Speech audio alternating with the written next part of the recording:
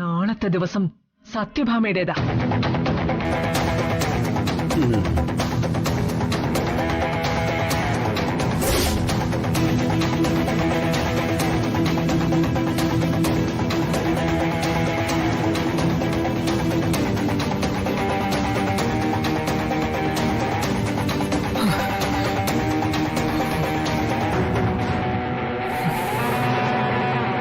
എന്താ എനിക്കൊന്നും മനസ്സിലാവുന്നില്ല. പണം കൊണ്ടെല്ലാം വിലയ്ക്ക് വാങ്ങാന്ന് കരുതുന്നോളാ നിന്റെ അമ്മ. സ്നേഹം, ദയ, കരുണ, സന്തോഷം, ഇതൊക്കെ പണം അറിഞ്ഞാൽ ആത്മാർത്ഥമായിട്ട് കിട്ടില്ല. ഭാമ പണം കൊണ്ട് ശാലിനി വിലക്കെടുക്കാൻ നോക്കിയിട്ടുണ്ടാവും. എങ്കിൽ അവളുടെ പത്തി നോക്കി തന്നെ അടിച്ചിട്ടുണ്ടാവും ശാലിനി. അതിന്റെ കരുവാ ഈ കാണിച്ചതൊക്കെ.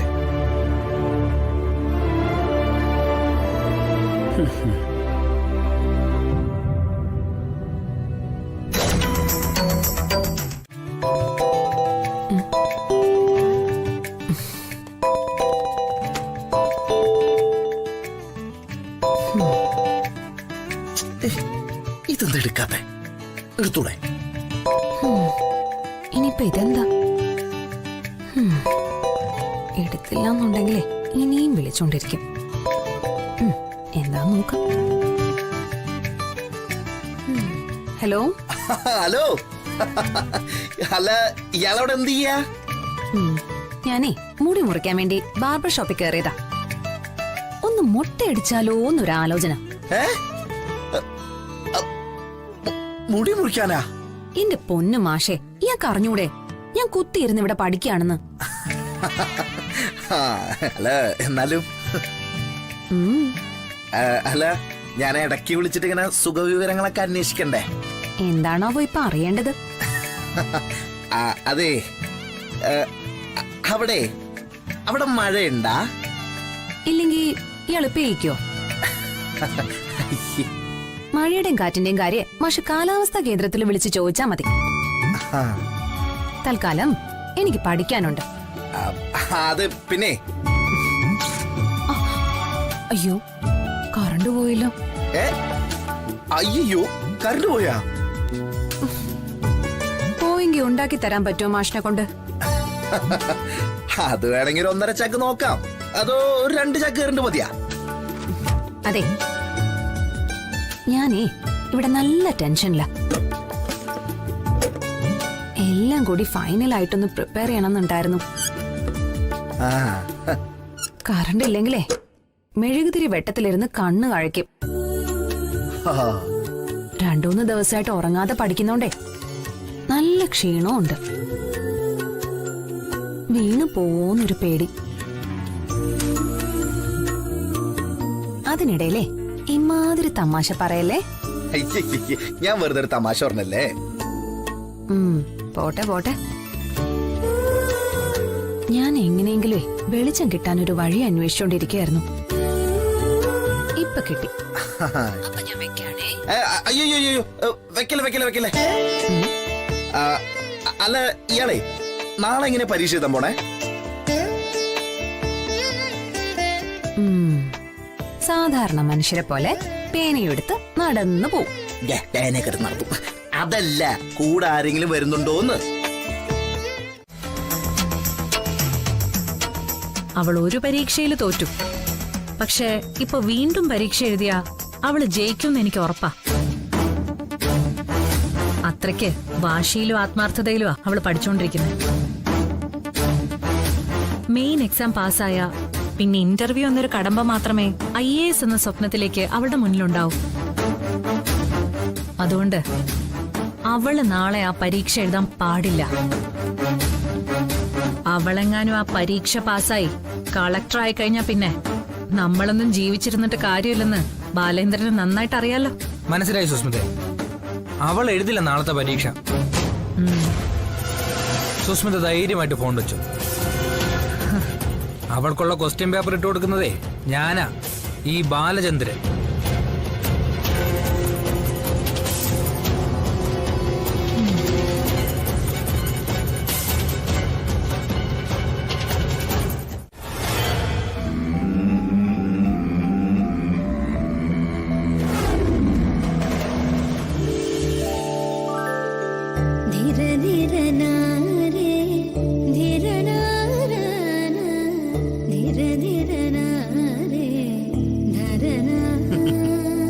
അതെ, ഇനി എന്താ?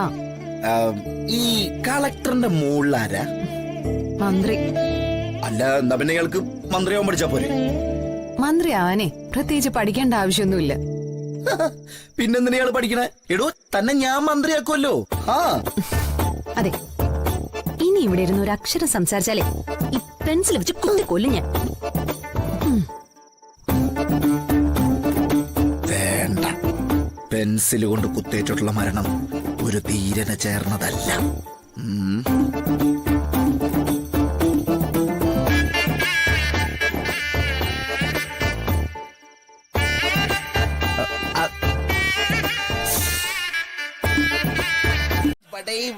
ചായ, ഉറങ്ങുന്നവർക്ക് ചായ കുടിക്കാൻ ചായ ചായ. ദാ. ഉറങ്ങാണ്. അയ്യോടാ, ചൂടുണ്ടേ? താങ്ക്സ്. അതെ, പിന്നെ വടയെന്നൊരു ഓളത്തിന് പറഞ്ഞു എന്നുള്ളൂ, വടയില്ല കേട്ടോ. ഇനിയിപ്പോ ഇയാൾക്ക് വേണമെന്ന് നിർബന്ധമാണെങ്കിൽ, ഇനിയിപ്പോ അവിടെ ആവശ്യമുള്ള അൻസാരികൾ കൂടി ഉണ്ടെങ്കിൽ ഞാനൊരു ശ്രമം നടത്തി നോക്കാം. പിന്നെ ഇയാള് പറഞ്ഞവരോടി വേണം, അല്ലാതെ എനിക്കറിയില്ല. ഇങ്ങനെ പാചകം പഠിപ്പിക്കാനല്ല, സിവിൽ സർവീസ് എക്സാമിന് പ്രിപ്പയർ ചെയ്യാനാ ഞാൻ ഈ രാത്രി ഇവിടെ കുത്തിയിരിക്കുന്നത്. കുത്തിയിരുന്നോ? പിന്നെ ചായ ആവശ്യം പോലെ എടുത്ത് കുടിച്ചോണം. ഉറക്കം വരൂല, വിശക്കൂല. ചായ ഉണ്ടാക്കാനൊക്കെ അറിയാലോ. ഇത്തരം കാര്യങ്ങൾ ഭാര്യമാരറിയുന്നത് ഒരു അപകടമാണ്. അല്ല, ഇയാളിനിപ്പോ ജില്ലാ കളക്ടറിന്റെ വണ്ടിയിൽ വന്ന് ഇറങ്ങുമ്പോ എന്നോട് ചായ ഇട്ടോണ്ട് വരാൻ പറയില്ലേ? സാധ്യതയുണ്ട്. നല്ല അസല് ചായ.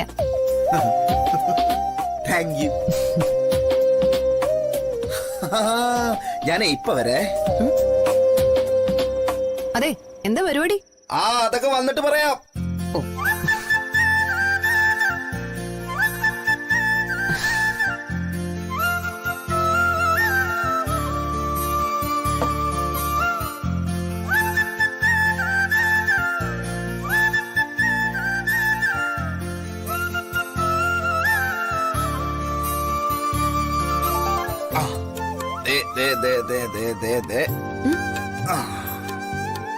ഇതെന്താ പുതിയ പരിപാടി? ഇയാളെ കാൽ രണ്ടെടുത്ത് ഇതിലേക്ക് വെച്ചേ.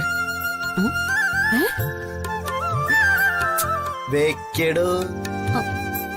ഇയാളോട് വെക്കാൻ പറഞ്ഞു.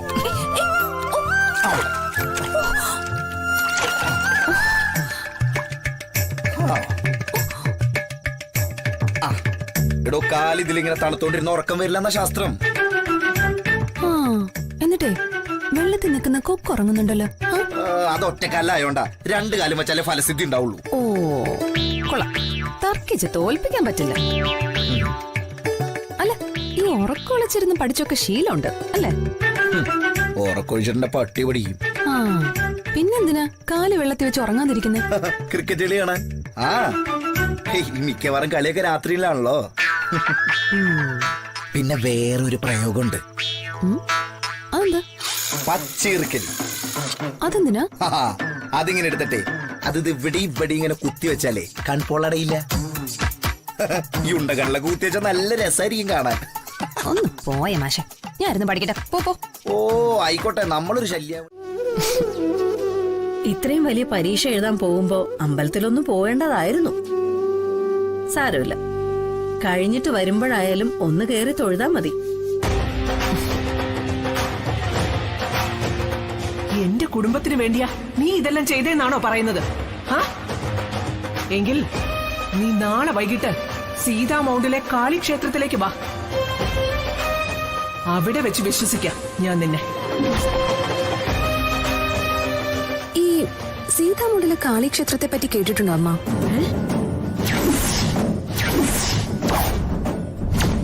നിന്നോടാരാ ഇപ്പം ആ ക്ഷേത്രത്തിന്റെ കാര്യം പറഞ്ഞത്? അത് ആരെങ്കിലും ആവട്ടെ, അമ്മ ആ ക്ഷേത്രത്തിന്റെ പ്രത്യേകത എന്താന്ന് പറയും. അത് വനത്തിന് നടുവിൽ ഒരു കോവിൽ, ഉഗ്രശക്തിയുള്ള മൂർത്തി, തുറസായ സ്ഥലത്ത് പ്രതിഷ്ഠ, പെരുമഴകൾ പലതും പെയ്തൊഴിഞ്ഞിട്ടും കോപം ശമിക്കാത്ത ദേവി.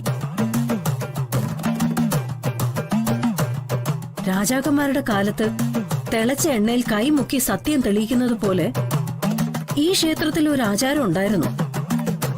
ക്ഷേത്ര കവാടത്തിനടുത്ത് നിന്ന് ശ്രീകോവില് വരെ മുട്ടില് നീന്തി എത്തണം. അങ്ങനെ എത്തിയാൽ ആള് പറഞ്ഞത് സത്യം. എത്താൻ സാധിച്ചില്ല എന്നുണ്ടെങ്കിൽ അസത്യവും. കള്ളം പറഞ്ഞോ മനസ്സിൽ കള്ളം വിചാരിച്ചോ ആ മൂർത്തിക്ക് മുന്നിൽ ആർക്കും നിൽക്കാനാവില്ലത്രേ. മുട്ടിൽ നീന്തുന്നതിനിടെ രക്തം ഛർദിച്ചും കുഴഞ്ഞു വീണ് മരിച്ചവരുടെയും കഥകൾ ധാരാളമാ.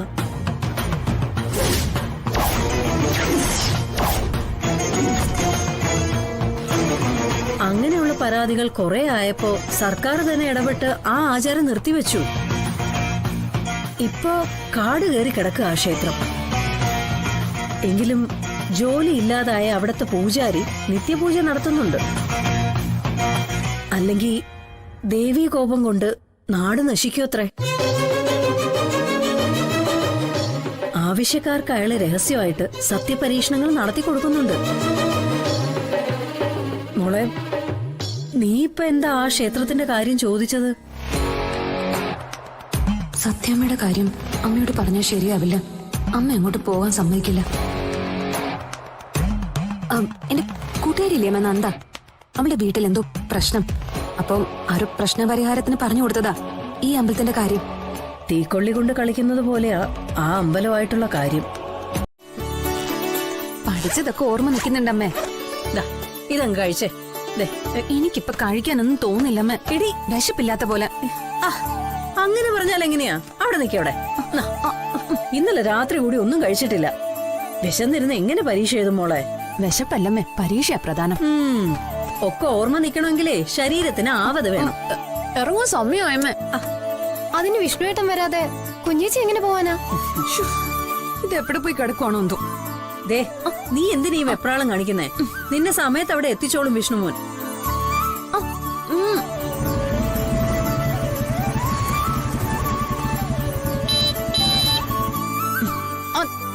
വന്നും തോന്നുന്നു. ഇതും കൂടി കഴിച്ചിട്ട് പോ. അതാ വരുന്നു. അമ്മേ, എക്സാം കഴിഞ്ഞ് വരുന്ന വഴി ഞാൻ നന്ദയുടെ വീട്ടിലൊന്ന് കേറിട്ടേ വരും. ദേ, കാര്യം എന്തായാലും നീ അമ്പലത്തിലേക്കൊന്നും പോയേക്കരുത് കേട്ടോ. എന്റെ പൊന്നമ്മ ഇല്ല. പോയിട്ടോ. ശരി. ഈ പെണ്ണിന്റെ ഒരു കാര്യം.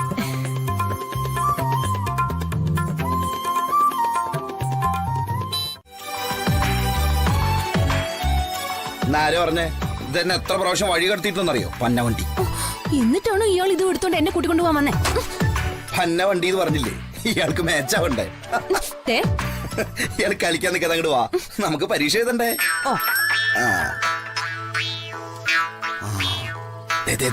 ഒരാള് വേണ്ടേ?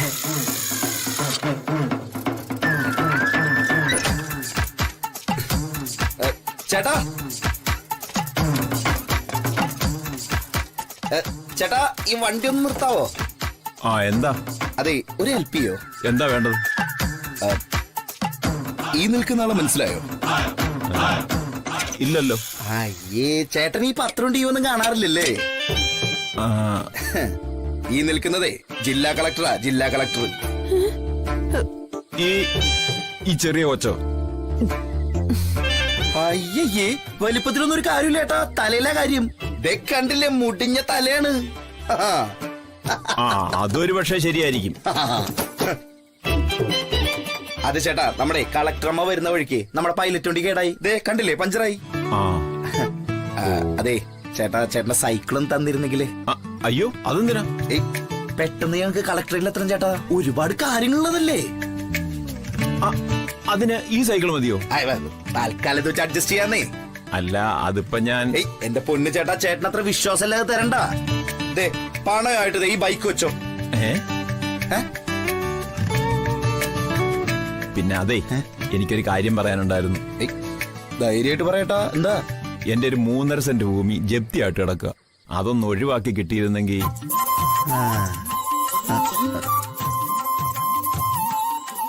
അല്ല, ഒഴിവാക്കാനൊന്നും പറ്റില്ല. വേണമെങ്കിൽ കുറച്ച് സാവകാശം വാങ്ങിച്ചു തരാം. തവണയായിട്ട് അടയ്ക്കാൻ. ആ അത് മതി. ആ ആ ആ സാറ് കളക്ടർ അമ്മയോടൊന്ന് പറഞ്ഞാ മതി. എപ്പോ പറഞ്ഞു എന്ന് ചോദിച്ചാ മതി. ഇതൊന്ന് ശരിയാക്കി കൊടുക്കണേ. നമ്മുടെ ആളാ ചേട്ടൻ. അപ്പൊ എല്ലാം പറഞ്ഞ പോലെ ഞാൻ എന്നാ ഈ വാഹനങ്ങൾ എടുത്തോട്ടെ. ഓ ആയിക്കോട്ടെ.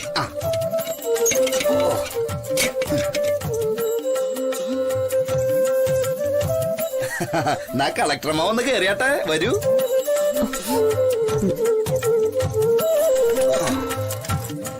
ഓണം കെടുത്തി മനുഷ്യന്റെ തൊലി ഉരിച്ചു. ആഹാ, ഇന്നല്ലെങ്കിൽ നാളെ ഇയാൾ കളക്ടർ ആവില്ലേ? പിന്നെന്താ? പെട്ടെന്ന് കയറിയോ, പരീക്ഷ നമ്മുടെ സമയം നോക്കി നിൽക്കില്ല. അതെ, ഇതിൽ ഞാൻ എവിടെ ഇരിക്കാനാ? മുമ്പിൽ ഒരുപാട് സ്ഥലം കിടക്കില്ലേ?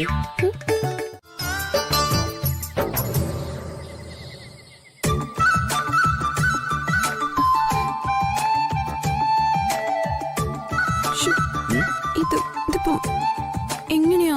എടോ ഒന്നും പേടിക്കണ്ട, ഞാൻ നോക്കിക്കോളാന്ന്. ഇയാള് കേറ്.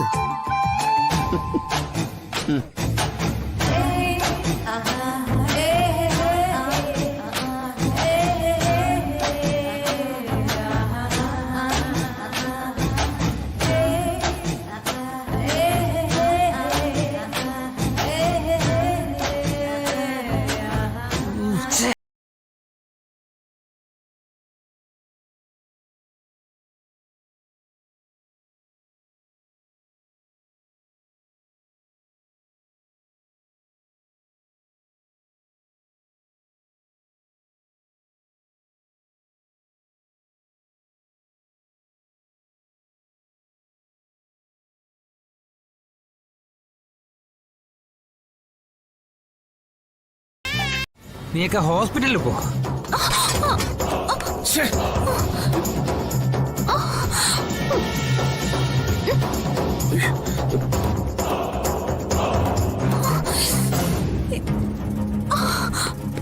ശാലിനി, ശാലിനി എന്തിനു പറ്റിയോ?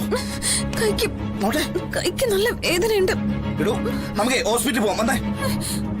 അതെ, അപ്പൊ എന്റെ പരീക്ഷ. പരീക്ഷയുടെ പ്രധാന കയ്യിൽ വല്ല പൊട്ടലോ മറ്റോ ഉണ്ടെങ്കിൽ എന്താ ചെയ്യാ? നമുക്ക് ഹോസ്പിറ്റലിൽ വന്നാ. വന്നേ. നീ ജില്ലാ കളക്ടറായി ഗോപാലേട്ടന്റെ മുന്നിലൂടെ പോലീസ് അകമ്പടിയോടെ പോകുന്നത് ഗോപാലേട്ടൻ കണ്ണുമിഴിച്ച് കാണണം മോളെ. അപ്പോഴേ ഈ ശാരദ വിജയിക്കും. ഇല്ലെങ്കിൽ 18 വർഷത്തോളം ശാരദയും മക്കളും ഒരു നാടിന് വേണ്ടി തീ ഊതിയതും കരി പിടിച്ചതും ഒക്കെ വെറുതെ ആയിപ്പോവും. എന്റെ കയ്യ കുത്തിയ മോന്റെ. എടോ വാടോ.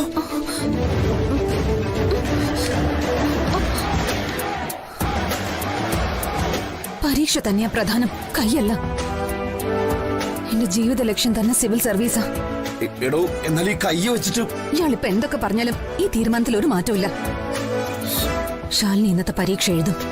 എന്നാ പിന്നെ ഒരു കാര്യം ചെയ്യാം, എന്തെങ്കിലും പെയിൻ കില്ലർ തീരുമാനിക്കാം. അല്ല, അതിനൊക്കെ സമയം പോവില്ലേ?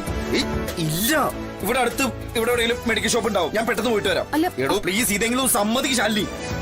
ഞാനേ പെട്ടെന്ന് പോയിട്ട് വരാം.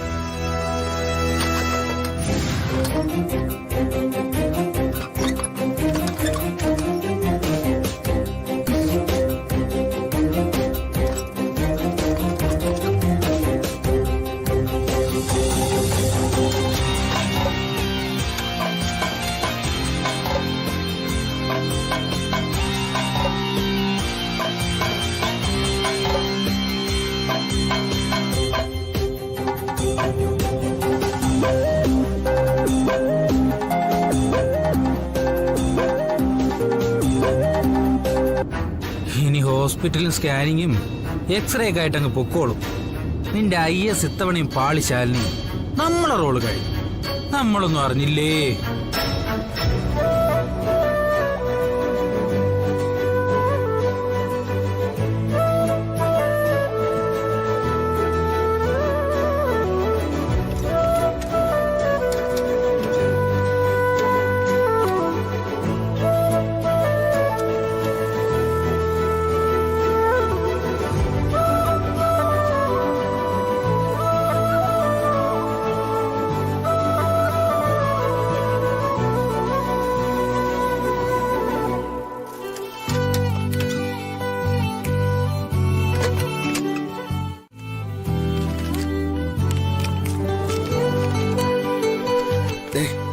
ഇതേ പെയിൻ കില്ലറാ.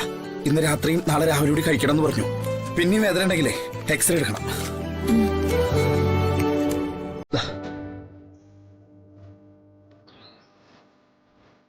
പിന്നെ കയ്യിലേ നമുക്ക് ചെറുതായിട്ടൊന്ന് കെട്ടണം. കൈ ഒന്ന് കാണിച്ചേ. അതാ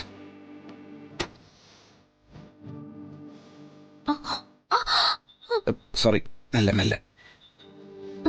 നീരുണ്ടെങ്കിലേ ശ്രദ്ധിക്കണം എന്നാ ഫാർമസിസ്റ്റ് പറഞ്ഞ്. പിന്നെ കൈക്ക് അധികം സ്ട്രെയിൻ കൊടുക്കണ്ട.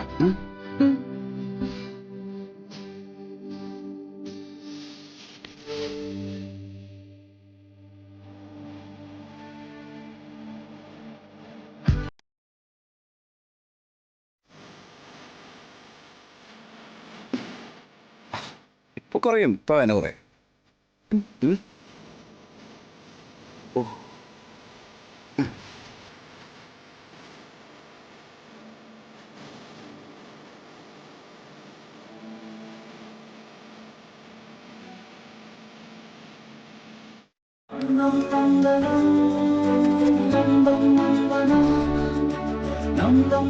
എക്സാം തുടങ്ങാറായെന്ന് തോന്നുന്നു. കുട്ടികളെല്ലാം അകത്ത് കയറി. എടോ, ഇയാൾക്ക് ഇപ്പൊ തന്നെ നല്ല വേദനയുണ്ട്. പരീക്ഷയൊന്നും ബുദ്ധിമുട്ടാവോ? എഴുതാതിരിക്കാൻ പറ്റില്ല. ഒരുപാട് നാളുകളായിട്ടുള്ള സ്വപ്നം കയ്യെത്തും ദൂരത്ത് വന്ന് നിൽക്കുമ്പോ കൈ വേദനയാന്ന് പറഞ്ഞ് മാറി നിൽക്കാൻ പറ്റുമോ? ഞാനൊന്ന് ശ്രമിച്ചു നോക്കട്ടെ. ശ്രമിച്ചിരുന്നെങ്കിൽ ചിലപ്പോ നടക്കുമായിരുന്നു എന്ന് പിന്നൊരു പശ്ചാത്താപം തോന്നാൻ പാടില്ലല്ലോ. എടോ, എന്തായാലും താൻ. സാരമില്ല, ശ്രമിച്ച അതും എന്നെ കൊണ്ട് സാധിക്കും. ശരി, എന്നാ ഞാൻ പോട്ടെ, സമയായി. എടോ, അല്ല ഈ ഫയൽ എന്തിനാ? അത് ഞാൻ മറന്നു. ഇങ്ങതാ, ഞാന് ഇതൊന്ന് ഓൾട്ടിട്ട് എടുത്തരാം.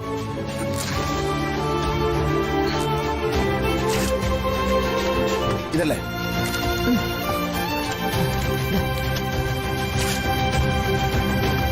ഇതൊക്കെ ഞാൻ വെച്ചോളാം. പിന്നെ താൻ പരീക്ഷ കഴിഞ്ഞ് ഇറങ്ങുമ്പോഴേക്കും ഞാൻ ബുള്ളറ്റ് നന്നായിക്കൊണ്ടിരാം. ശരി. പിന്നെ ബെസ്റ്റ് വിഷസ്.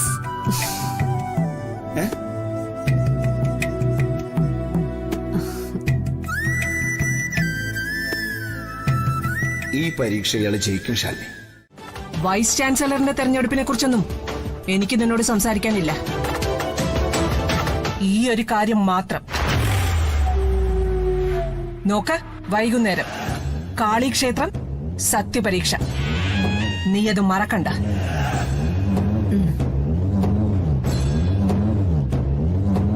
നീ ഇതിനകത്ത് എന്തെങ്കിലും മായത്തിരിവ് കാണിക്കാൻ ശ്രമിച്ചാലുണ്ടല്ലോ. പിന്നെ വിഷ്ണു ഒരു കാരണവശാലും അറിയരുത് ഈ സംഗതി. ശരി.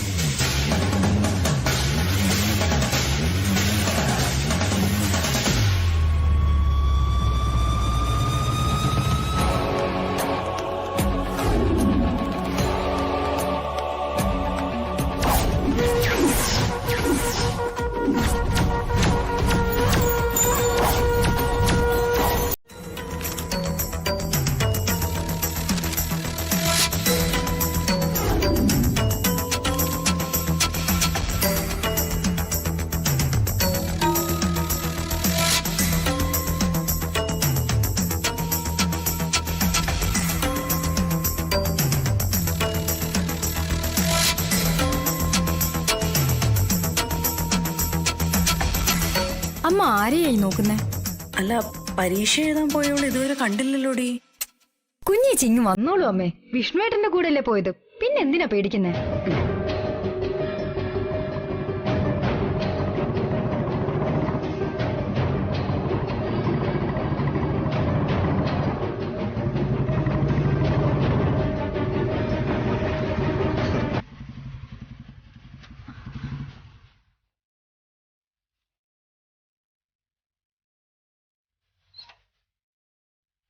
അവളില്ലല്ലോടി.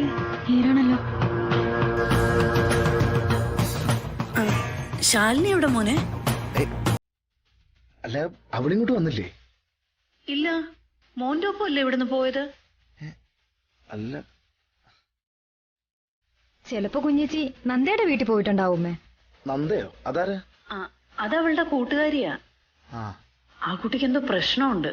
ഓ സീതാമൗണ്ടിലെ കാളി ക്ഷേത്രത്തിന്റെ കാര്യമൊക്കെ പറയുന്ന കേട്ടു. സീതാ മൗണ്ടിലെ കാളിക്ഷേത്രോ? ഇതെന്താ മോനെ കയ്യില്? ഇത് ശാലിനിക്ക് കൊടുക്കാൻ വേണ്ടിയാ ഞാൻ വന്നത്. ഇത് കുറച്ച് മരുന്നുകളാ. മരുന്നോ? ആ, അത് ഞങ്ങള് പരീക്ഷയ്ക്ക് പോകുന്നതിനിടയിൽ ഒരു ആക്സിഡന്റ് ഉണ്ടായി. അയ്യോ, ആക്സിഡന്റോ? അല്ല, പേടിക്കാനൊന്നുമില്ല.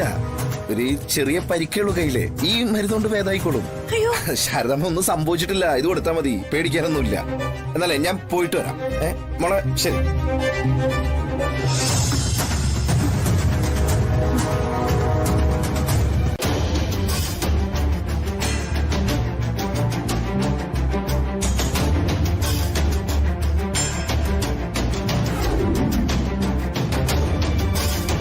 വൈകിട്ടത്തെ സത്യപരീക്ഷയുടെ കാര്യം മറക്കണ്ട. സീതാമൗണ്ടിലെ കാളി ക്ഷേത്രത്തിന്റെ കാര്യമൊക്കെ പറയുന്ന കേട്ടു.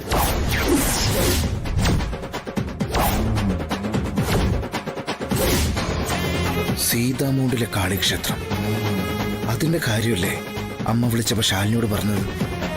അങ്ങോട്ട് തന്നെ ആയിരിക്കണം ശാലിനി പോയിരിക്കുന്നത്. എന്നോട് പോലും പറയാതെ ശാലിനി അങ്ങോട്ട് പോകണമെങ്കിൽ അതിന് പിന്നിൽ ഉറപ്പായിട്ടും എന്തെങ്കിലും രഹസ്യം ഉണ്ടായിരിക്കും.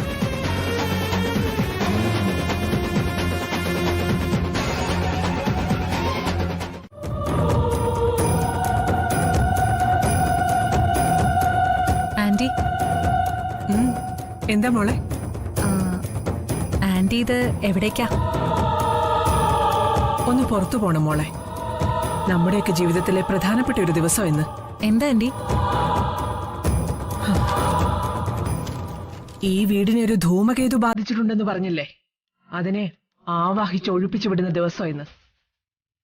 ധൂമകേതു എന്ന് പറയണമെങ്കിൽ അത് ശാലിനി തന്നെ. അവളെ എങ്ങനെ ഒഴിപ്പിക്കാൻ ആന്റിയുടെ പദ്ധതി? എനിക്കൊന്നും മനസ്സിലായില്ല ആന്റി. അവളെ ഞാൻ വിളിപ്പിച്ചിരിക്കുക സീതാ മൗണ്ടിലെ കാളിക്ഷേത്രത്തിലേക്ക് സത്യപരീക്ഷയ്ക്ക്. സത്യപരീക്ഷയ്ക്കോ? അതെ, കള്ളം പറഞ്ഞ ആരും പിടിച്ചു നിൽക്കില്ല അവിടെ.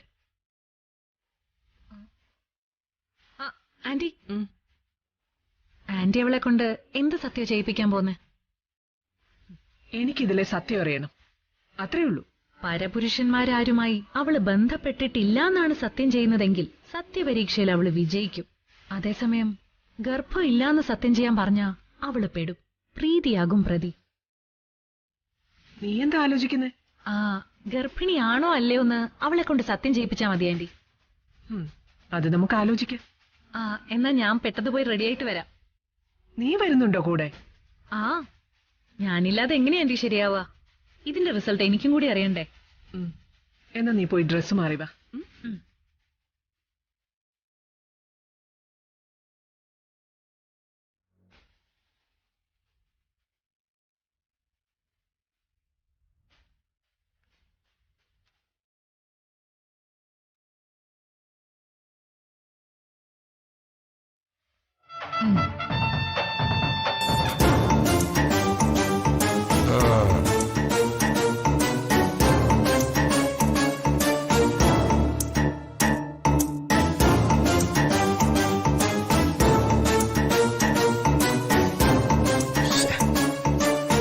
വിട്ടുകളെ സാറേ.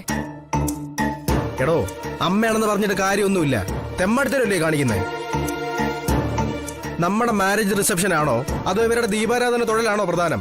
അതെ, നമ്മുടെ മാരേജ് റിസപ്ഷനിൽ ഞാൻ പൊന്നിട്ടില്ലെന്ന് പറഞ്ഞ് സാറിന് എന്തെങ്കിലും കുറവുണ്ടായോ?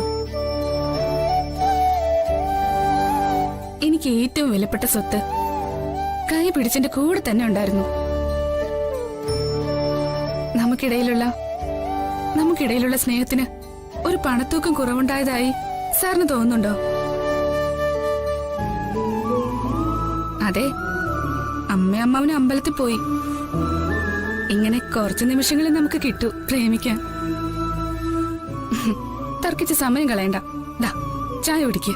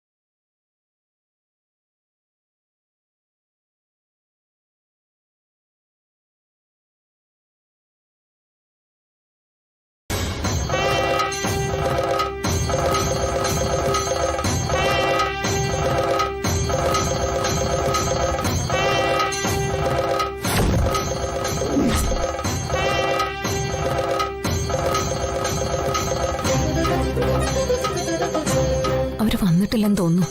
ഇവിടെ വേണം നമുക്ക് വെയിറ്റ് ചെയ്യാൻ. ഇവിടെയാണെങ്കിൽ തീർച്ചയാണോ മോളെ? ഇത് നിത്യപൂജ ഇല്ലാത്ത ഉപേക്ഷിക്കപ്പെട്ട അമ്പല. അറിയാം ശാന്തേച്ചി. പക്ഷെ ദാ കണ്ടില്ലേ, സത്യാമ്മ ചിലരെയൊക്കെ അമ്പലം തുറക്കാനും കൂടെ നിൽക്കാനും ഒക്കെ ഏർപ്പാടാക്കിയിട്ടുണ്ട്.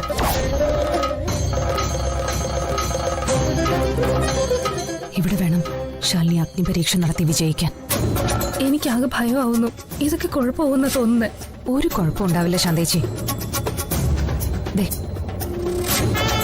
ആ ശ്രീകോവിലിരിക്കുന്ന ശക്തിയുണ്ട് എന്റെ കൂടെ. പിന്നെ ആരെ പേടിക്കാനാ ഞാൻ?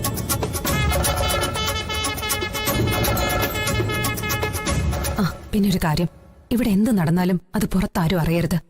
എന്റെ അമ്മയോ വിഷ്ണുവേട്ടനോ ആരും. ശാന്തേച്ചി, ആ കാര്യത്തിൽ വേണം എന്നെ സഹായിക്കാൻ.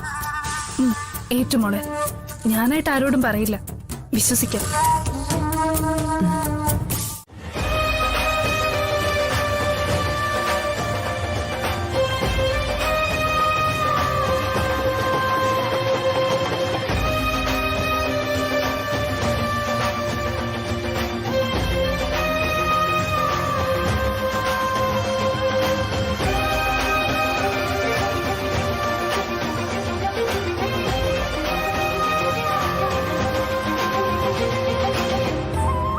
ഇത് കുടിക്കൂ കുഞ്ഞെ.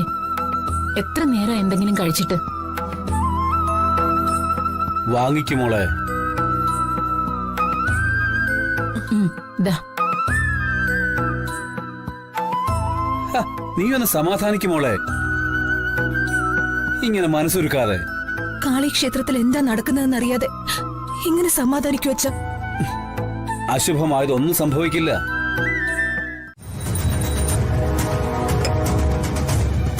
അമ്മേ മഹാമായെ, സത്യപരീക്ഷ നടത്താനുള്ള ബലവും ശക്തിയും തന്ന് അനുഗ്രഹിക്കണേ.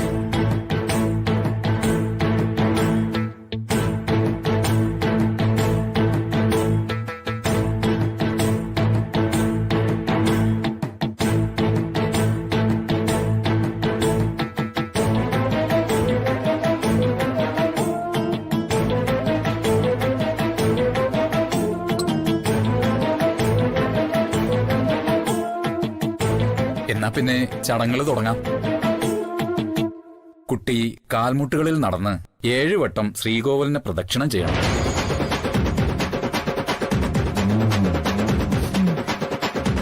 കത്തിച്ച കർപ്പൂരം കൈവെള്ളയിലുണ്ടാവണം.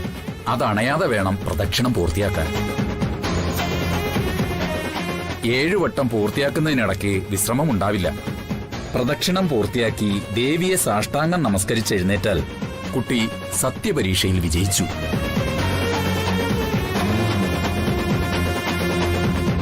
ഇവളെ കൊണ്ടത് പറ്റില്ല. കാരണം പറയുന്നത് കള്ളമല്ലേ. എന്നാ തുടങ്ങിക്കോളൂ. ആദ്യം ദേവിയെ പ്രാർത്ഥിക്കുക.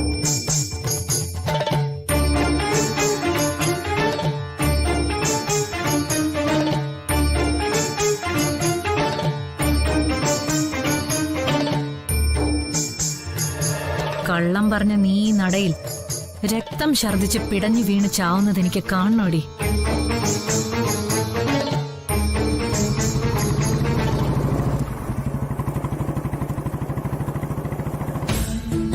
ദേവി, പറയുന്നത് കള്ളമാവാതിരിക്കാനുള്ള വരം തരണം എനിക്ക്. അർജുനേട്ടന്റെയും പ്രീതിയുടെയും കുഞ്ഞിന് ഒരാപത്തും വരാതിരിക്കാൻ നീ തന്നെ തുണയാവണം.